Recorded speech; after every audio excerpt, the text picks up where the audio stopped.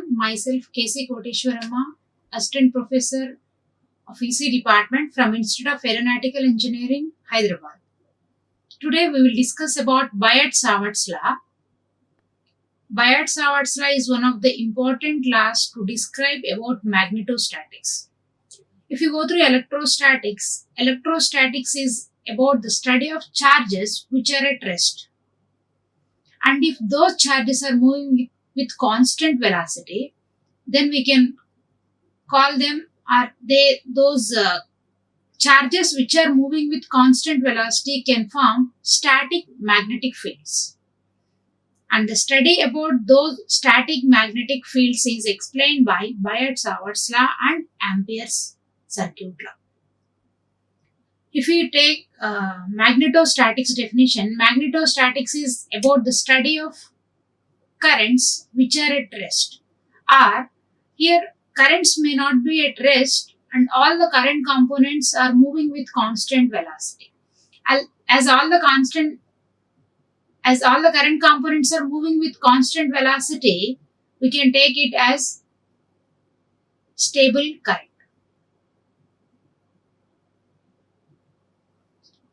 Hello everyone, this is KC Koteshwarama of EC Department from Institute of Aeronautical Engineering. I am an assistant professor. Today our topic is about Biot-Savart's law. Biot-Savart's law is the law which is used to explain about magnetostatics. If you take magnetostatics is all about the study of currents which are at rest, or it is about the stable currents. Study of stable currents are the current components with uniform velocities. Before this magnetostatics, we already discussed about electrostatics, which is the study of charges which are at rest. And to explain about electrostatics, we discussed Coulomb's law and Gauss law. Similarly, to explain about magnetostatics, we have two laws. One is Biot-Savart's law and one more is Ampere's circuit law. Now our topic is about Biot-Savart's law.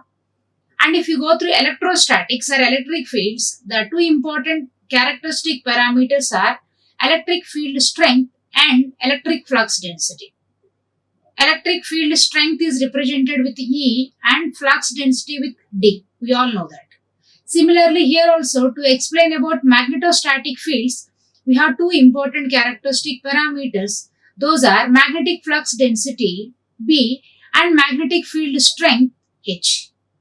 Now we are going to calculate magnetic field strength parameter with the help of Biot-Savart's law. For that one, first we will go through the statement of Biot-Savart's law. If you go through the statement of Biot-Savart's law, what Biot-Savart's law states is the magnetic field intensity, or you can call it as magnetic field strength. Magnetic field intensity or magnetic field strength, and if you take differential value of that magnetic field strength, that can be represented with a DH, differential magnetic field strength DH, this DH. And thus that DH produced at a point P, and to produce field strength or field intensity, we require a current element. The basic element in electrostatics is charge and the basic element in magnetostatics is current.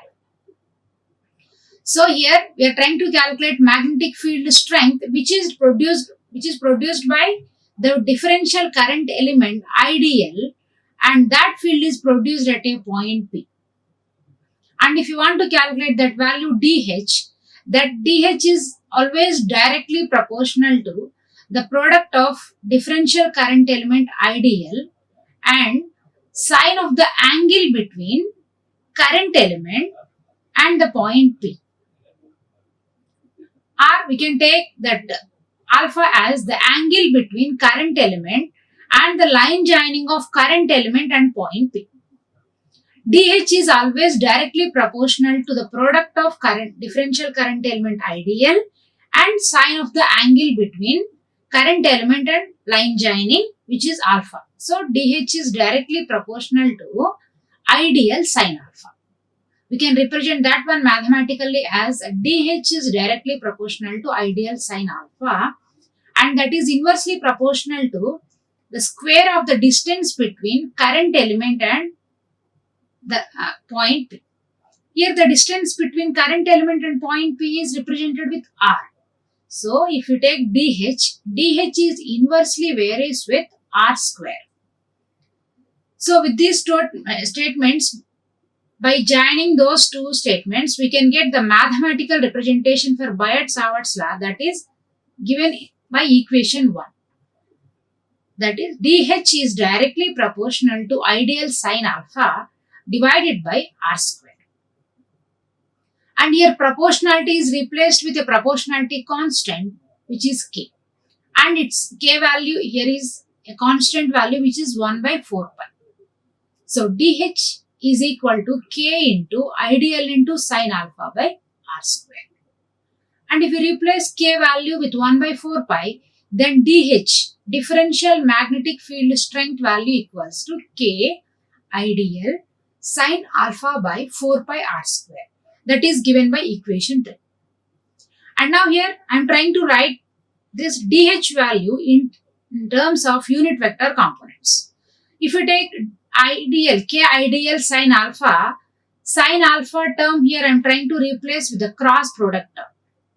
Then dH will be given as K ideal cross of AR, where AR is unit vector. If you take A cross B in general, A cross B is replaced with AB sine alpha. That means A cross B we have to replace with magnitude of A into magnitude of B into sine of the angle between them. Here we have ideal differential current element, and that is now come in cross product with unit vector. So unit vector magnitude is 1.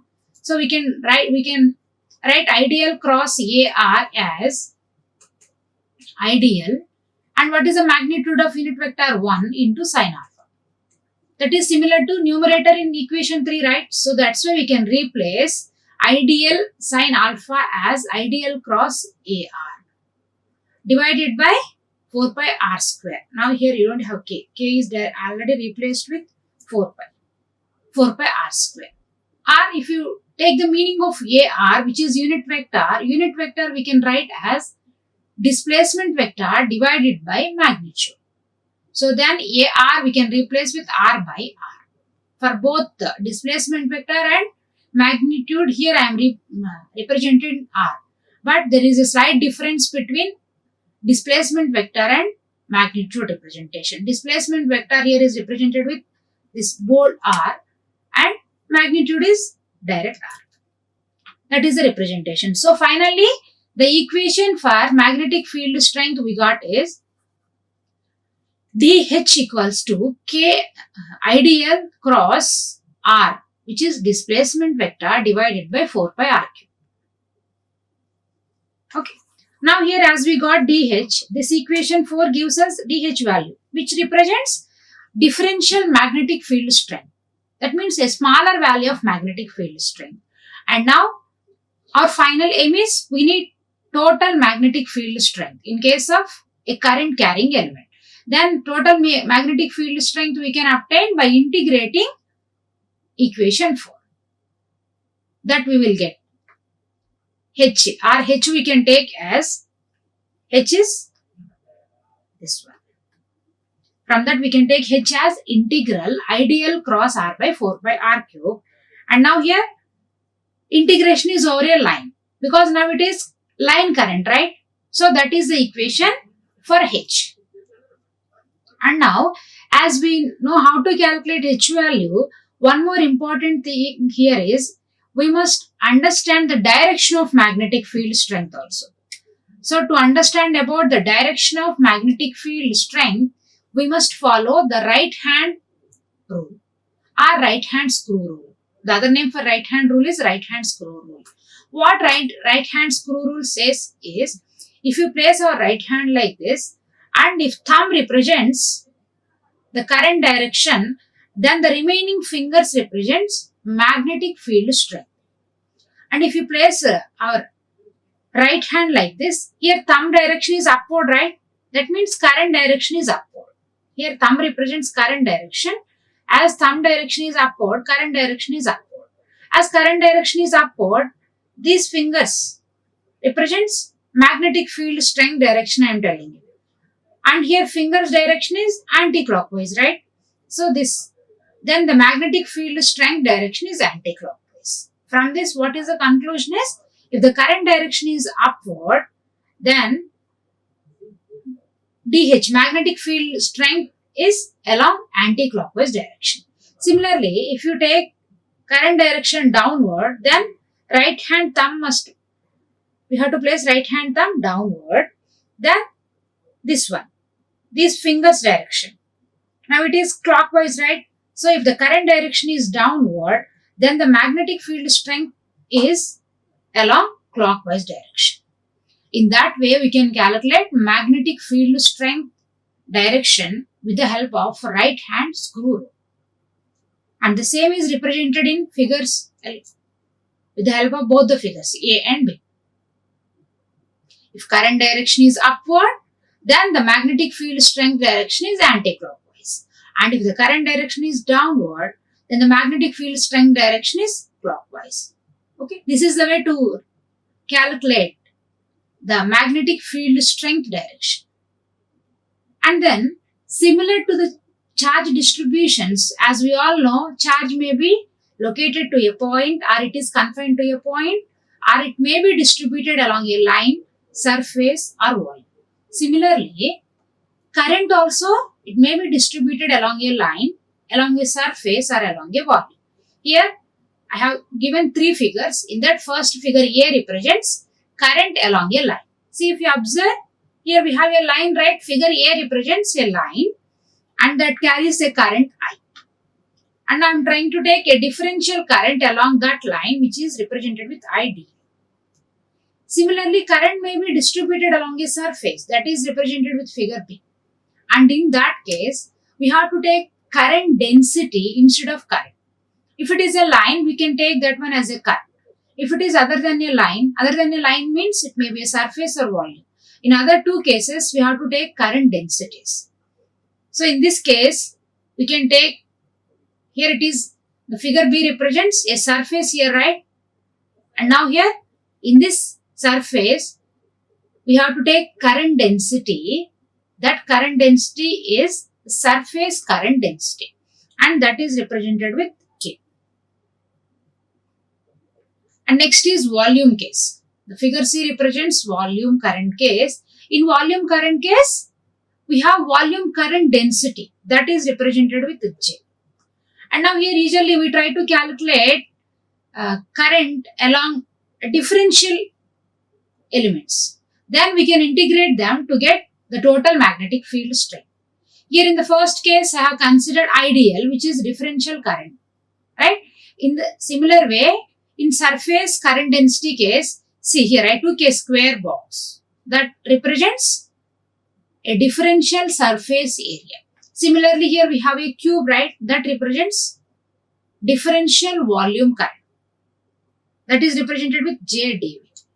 Differential volume current. In that case, to get the current, we have to take JdV. Here, in this case, KdS will give us current. And to calculate the total current, we have to integrate that one, KdS. Similarly, in volume case, we have to integrate JdV. Next now, as we know the equation for magnetic field strength with the help of Biot-Savart's law, then we can calculate magnetic field strength in all three current distributions also with the help of same Biot-Savart's law. That we will see now. So now here if you observe the equations 6, 7, 8, those are the equations. First equation 6 is used to calculate the magnetic field strength in case of line current, and equation 7 represents magnetic field strength in case of surface current. Equation 8 represents magnetic field strength in case of volume current. How we got these equations now we will see. See now if you take current element IDL, that gives us current along a differential length. IDL gives current along a differential length. That is similar to KDS. And that is similar to JdV. Because here if you take K, what do you mean by K? Surface current. Surface current is line current divided by length. Okay. Then as k equals to ideal divided by length, or I equal to, or we know that current equal to k per surface current density. Sorry, this surface current density or density of any parameter. If it is surface current density will be given as current per unit area. Current I will be given as current density, surface current density per unit area. Sorry, I'm writing it wrongly. Sorry. Surface current density. It is represented with K, not I. K is similar to I divided by ds, right? So now here we are looking for current. Current equals to K into ds. Similarly, if volume current density is represented with a J, then it is unit current per unit volume, D. So then from that we can write I as J into dV, right? Similarly, current per unit length, IDL. Okay, here IDL represents current along a line. That is similar to KDS, or which is equal to J into D. And the equation we know for current element, line current element, with the help of Biot-Savart's law is given by equation 6. That equation is H equals to closed integral or integral IDL cross AR by 4 pi R square. Okay, that equation already we know. We'll see that equation now. This is the equation. Equation 4 here represents this one. IDL cross AR by 4 pi R square. From this, to get H value, we integrated that equation with respect to line. So by integrating that one with respect to line, we got H value as H equals to integral IDL cross AR by 4 pi R square. This is over a line. Similarly, now IDL can be replaced with KDS, right? Simple substitutions. IDL is equal to KDS. So simply by replacing IDL with KDS, we will get magnetic field strength along a surface. H equals to closed integral KDS cross AR by 4 pi R square. That gives us magnetic field strength in case of surface current. Similarly, in case of volume current, H equals to closed integral J dV cross AR by 4 pi R square over the volume. So with these equations, we can calculate magnetic field strength in case of any current distribution, whether the current distribution is along a line or surface or volume. In any case, we can calculate magnetic field strength. Right? So now we understood the calculation of magnetic field strength with the help of Biot-Savart's law in different current distributions. Okay. Now in that, first we will take line current as an example. In particular example, I am trying to calculate magnetic field strength. Here my example is a line current. Okay, this is the line current. Now for that one, our final aim here is we are trying to calculate H value. And now here current distribution is line current, right? Here my case is line current. So in that case I am trying to calculate H. For that one, first I am taking a line current. This is line current which is placed along Z axis. Now I placed a line current along Z axis. Here my line current is in between A and B. Okay. Here I am taking a line current which is along Z axis. And now here my line current length is AB. It extends between points A and B on Z axis. Now here we have to calculate field strength at a point P. And now this point is P. This point P is in XYZ plane. I am taking point P location as XYZ. And now as this current element is along Z axis, any point on Z axis is 0, 0, Z. So if you want to take any point on the current element, then the point we have to take as 0, 0, J. Right? Because now our current element is along Z axis and any point on current element must be a point on Z axis only. Then we can take any point on Z axis as 0, 0, Z. Now here rho is the radial distance. If you observe this figure, here we have rho. Rho is the radial distance measured from Z axis, right? And now here origin is making a rectangle with point P. And now here I am telling you current element extends between points A and B. A is the lower edge of current element and B is the upper edge of current element. And here lower edge A made an angle of alpha 1 with point P.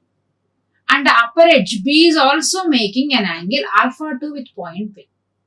Then I am taking a differential element dl. That dl point is also a point on current element. That dl is making an angle alpha with point P. Here you try to understand the meaning of each and every point. Here alpha is the angle made by current element, differential current element with point P. What is the point P? Point P is field point. Field point where we are trying to calculate magnetic field strength. Then here we have R, right? Here R is the distance between differential current element and the field point. Okay. Now these are different parameters. Now by observing all these points and by taking the meaning of Biot-Savart's law, now we are trying to calculate magnetic field strength H. And now here what is the case? Here our case is line current case, right? In line current case, we know the general equation for magnetic field strength. That we will take now. Now as it is line current case, equation for DH. In case of line current is DH will be given as IDL cross R by 4 pi R. And now here in this equation, what is DL? DL is differential length along Z axis. So DL we can take as DZ AZ. Similarly, magnitude R. Magnitude R is the magnitude between point, field point and source point. What is the field point here? X comma Y comma Z. And what is the source point? And what is the source here? Line current, right? Which is placed along Z axis. So the line current, a source point, or the source belongs to this current element is, the point which belongs to current element is 0 comma 0 comma Z. Source point here is 0 comma 0 comma Z and field point is X comma Y comma Z. Now here magnitude R is square root of the distance between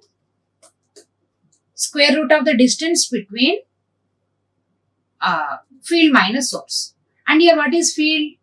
XAX plus YAY plus ZAZ. You all know how to calculate all these magnitudes and all, right? And source point is ZAZ. Then from that R value is XAX plus YAY minus ZAZ. That XAX and YAY is replaced with rho here. So XAX plus YAY is finally replaced with rho here. And now here in equation 9, as we need IDL cross R, here I is constant. So I am trying to calculate DL cross R. DL cross R is the cross product of these two elements. If you take the cross product of DZ AZ with rho arrow minus ZAZ, DZ AZ cross product with rho arrow. Magnitudes are rho, DZ, AZ cross arrow. AZ cross arrow gives us A phi. Okay. So that is the value. Rho dz A phi minus dz Az cross product with zaz. Az cross Az is 0. That we know. So finally dl cross R is replaced with rho dz A phi. Now we substitute that one in equation 9. So finally H here is, and to get H value we have to integrate equation 9, right? So now by integrating equation 9, H is integral I. In the numerator we have dl cross R. That dl cross R is replaced with rho dz A phi. This one. Rho dz A phi divided by 4 pi into what is R? R is square root of the distance between field and source point. That is square root of rho square plus z square. Now we have whole to the power of 3. So finally that is written as rho square plus z square whole to the power of 3 by 2.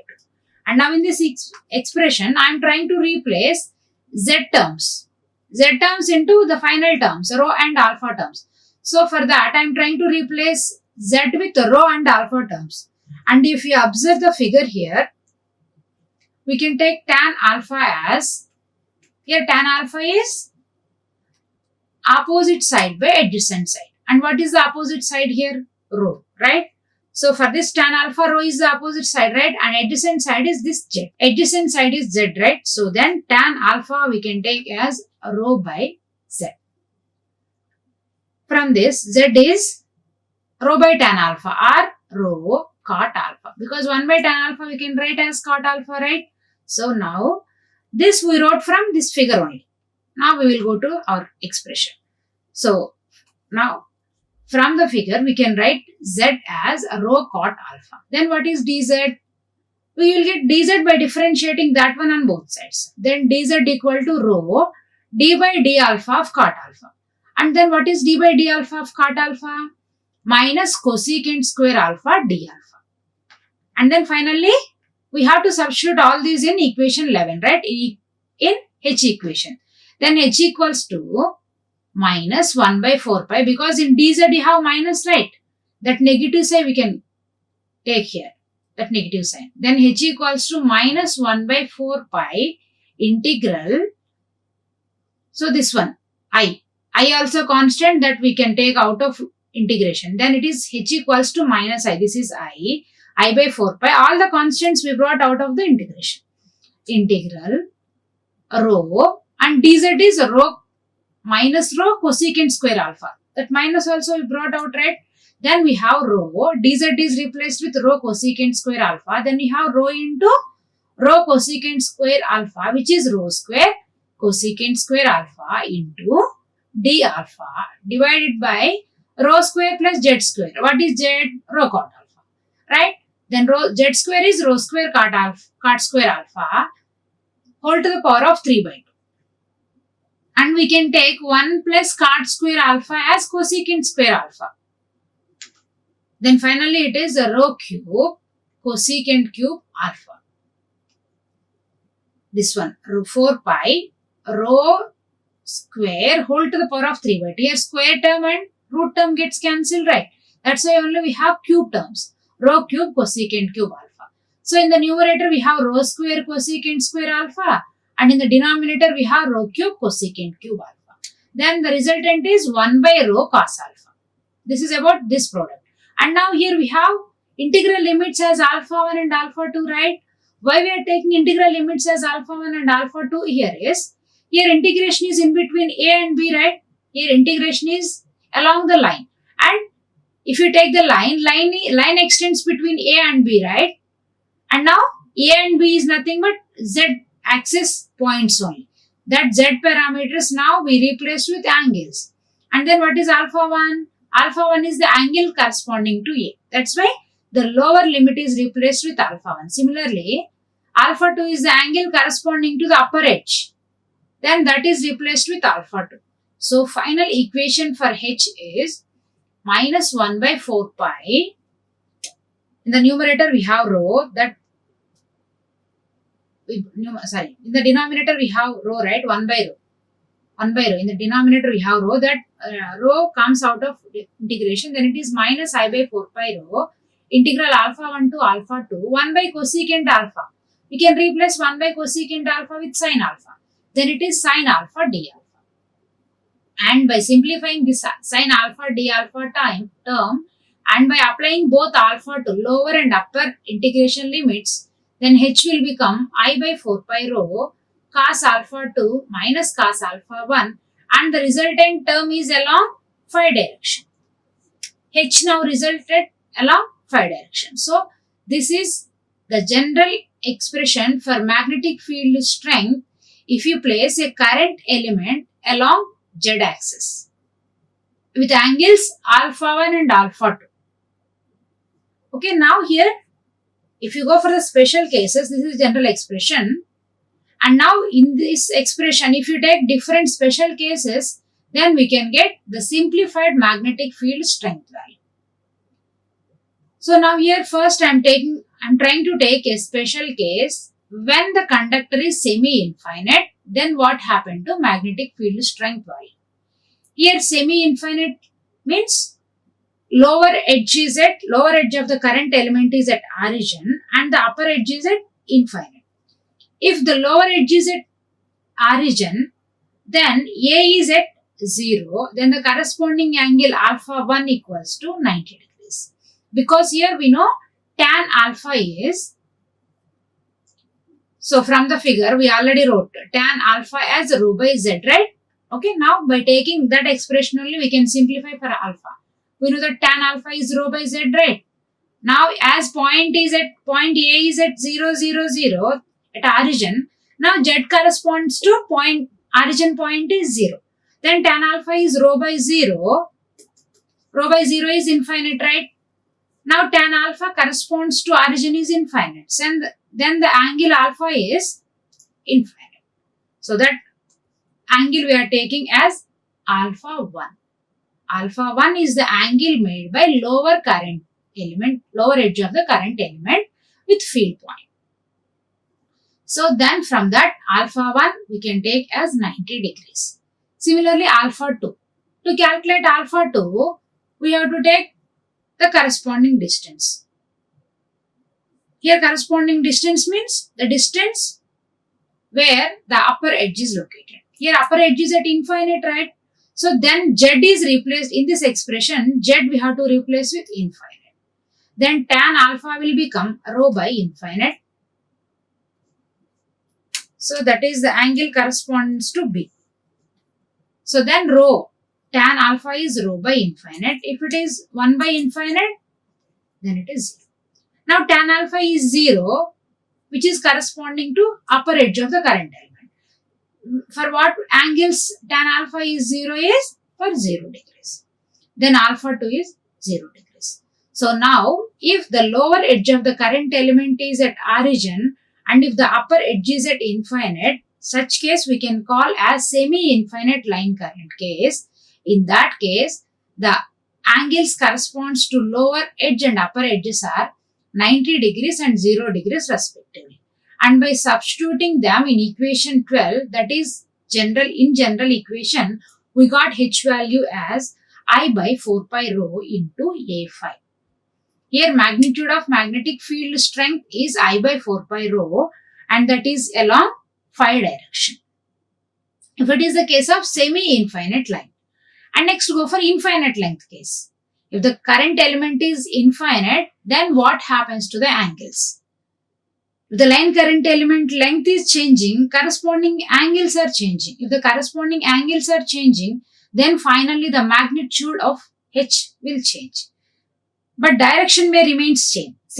If the line current element is along Z axis, then the resultant field H is along phi direction only. But now here as the current element length is changing, the corresponding magnitude will change. So the second special case now I am going to take is if the conductor is infinite in length.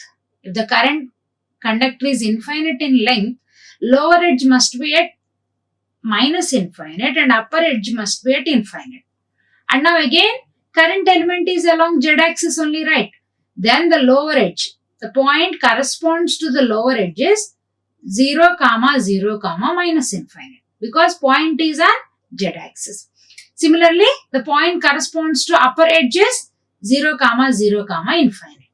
So in both the cases, with the help of tan alpha equation, by substituting Z as minus infinite in one case and plus infinite in the other case, we will get the corresponding angles as alpha 1 equals to 180 degrees and alpha 2 is 0 degrees. Here alpha 1 is the angle made by lower edge of the current element with the field point. Then alpha 1 is 180 degrees, alpha 2 is 0 degrees.